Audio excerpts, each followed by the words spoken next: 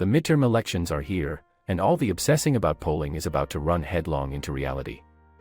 Tonight, vote counting will begin, and though it may take days or longer to fully settle very close races, we will get some sense of how things look for each party on the national level.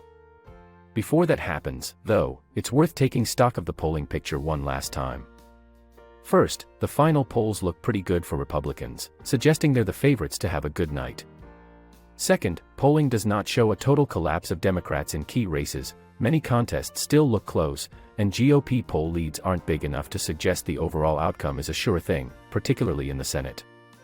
Third, since Democratic majorities in each chamber are so slim, Republicans actually don't need a red wave to gain a great deal of power. Even a narrow GOP win could give Republicans control of the House and Senate.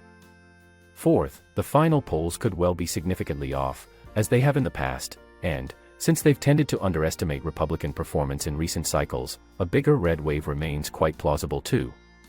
Comparatively, the best plausible outcome for Democrats appears to be something close to a draw, which would be quite good by historical midterm election. The polling trajectory for this year's midterms has been an odd one. Democrats started off the year expecting the worst.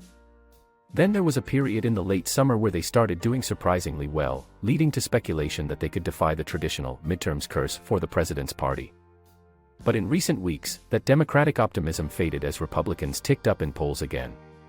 Now, even in the window of relative Democratic optimism, most Democrats still assumed the House of Representatives was lost, because their party has such a small majority that a mere 5 districts flipping would hand the GOP the Speaker's gavel.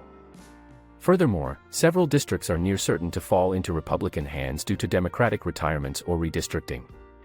Currently, Republicans have about a 1-point lead in the House of Representatives generic ballot, according to 538. A party must win 218 House seats for a majority, and the Cook Political Report assesses that 212 districts are at least leaning toward the GOP and only 187 are leaning toward Democrats, with the rest being toss-ups. Meanwhile, in the Senate, Republicans have improved in recent polling, as compared to the late summer, when they were well behind in several key races. But polls continue to show quite a close battle.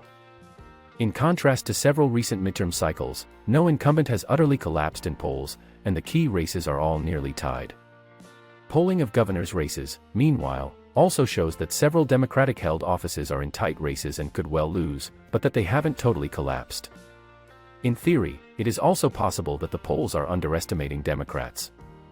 The historical pattern of midterm voters turning against the incumbent president's party, and the tendency of polls to underestimate Republicans in recent years, appear to make that less likely.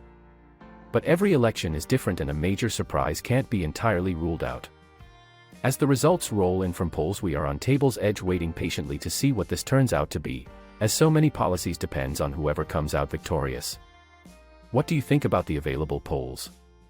Let us know in the comment section below. Also, remember to like this video, subscribe and turn on notifications.